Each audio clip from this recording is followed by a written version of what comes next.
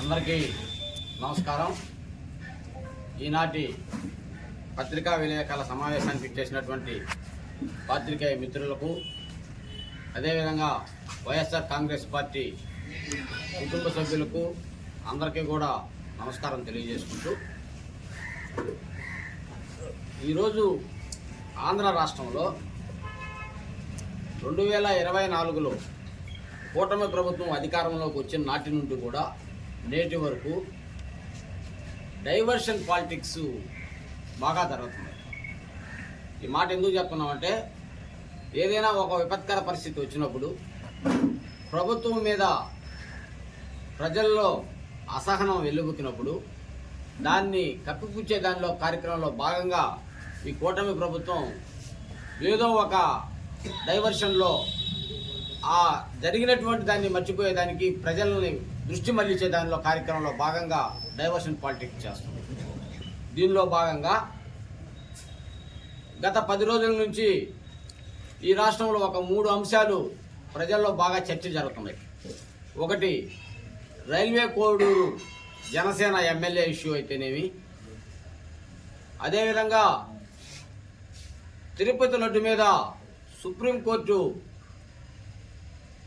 విధించినటువంటి CBI వారు ఇచ్చిన నివేదిక అయితేనేమి, మూడోది విశాఖలో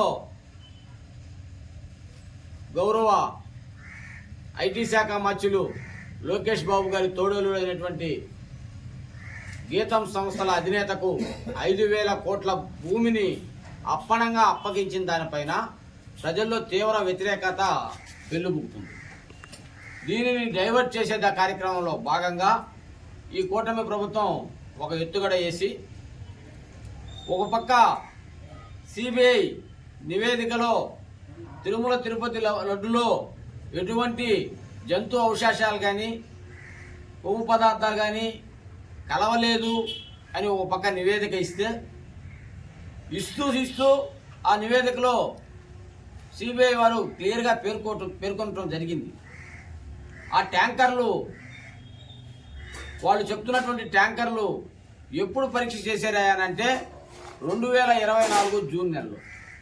2024 జూన్ నెలలో ఏ ప్రభుత్వం ఉంది? మీ ప్రభుత్వమే ఉంది. ఆ ప్రభుత్వంలో వచ్చిన ట్యాంకర్లకి పరీక్ష చేసి వాటి ద్వారా నివేదిక ఇస్తే అవి కూడా వైఎస్ఆర్ కాంగ్రెస్ పార్టీ మీద వేసి బురద చల్లుతూ ఈ జరిగినటువంటి సన్నివేశాలన్నింటినీ కూడా ప్రజల్లో వ్యతిరేకత వస్తుందని చెప్పి వీటిని డైవర్ట్ చేయాలని, మహాపాపం జరిగింది, కల్తీ జరిగింది వాస్తవం అని చెప్పి ఫ్లెక్సీలు ఏర్పాటు చేయడం జరిగింది.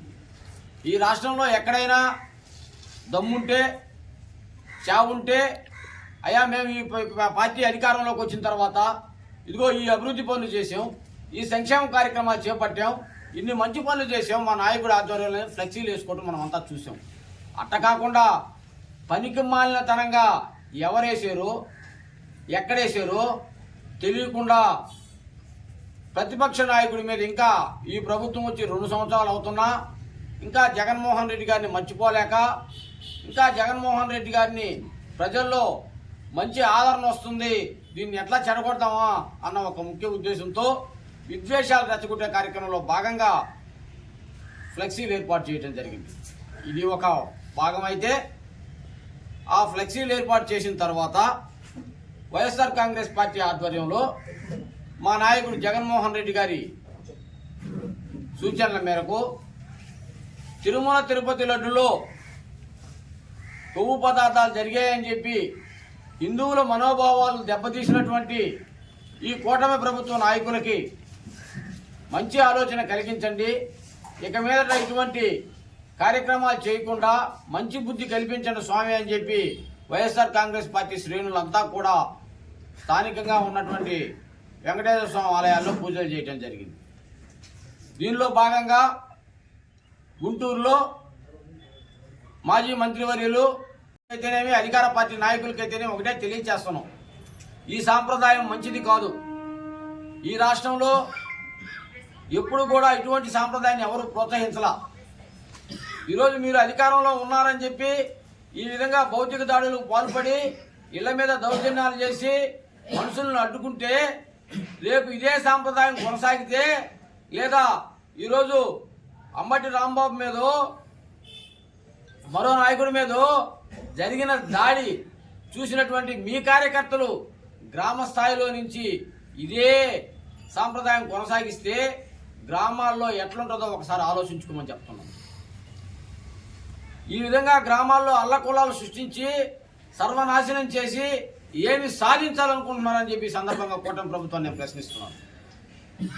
ఈ సాంప్రదాయాన్ని ఆపండి, ఇది మంచి పద్ధతి కాదు. గ్రామాల్లో ఎప్పుడు కూడా ఎన్నికల వరకే రాజకీయాలు ఉండాలి కానీ ఎన్నికలైన తర్వాత చేసిన అభివృద్ధి సంక్షేమ పథకాల మీద చర్చలు జరగాలి కానీ ఈ విధంగా ఇటువంటి రాజకీయాలు ప్రోత్సహించి, ఇటువంటి రౌడీయిజాలను ప్రోత్సహించి, ఇటువంటి బ్లేడ్ బ్యాచ్లను ప్రోత్సహించి దాడులు చేస్తే, ఇదే దాడులు తిరగబడి అవతలలో కూడా చేస్తే లా అండ్ ఆర్డర్ను కాపాడాల్సిన వారు ఏ విధంగా ఉంటారో ఒకసారి ఆలోచించుకోండి. అధికారులకు కూడా మేము విన్నవిస్తున్నాం. ఈ సందర్భంగా నిన్ననే చూసాం, కర్నూలు జిల్లాలో ఒక సిఐ గారిని 40 రోజుల్లో ట్రాన్స్ఫర్ చేశారు. ఇంకో దగ్గరికి పోయిన ఆయన సిఐఏ, ఆయన ఎస్ఐ గాడు, కానిస్టేబుల్ గాడు.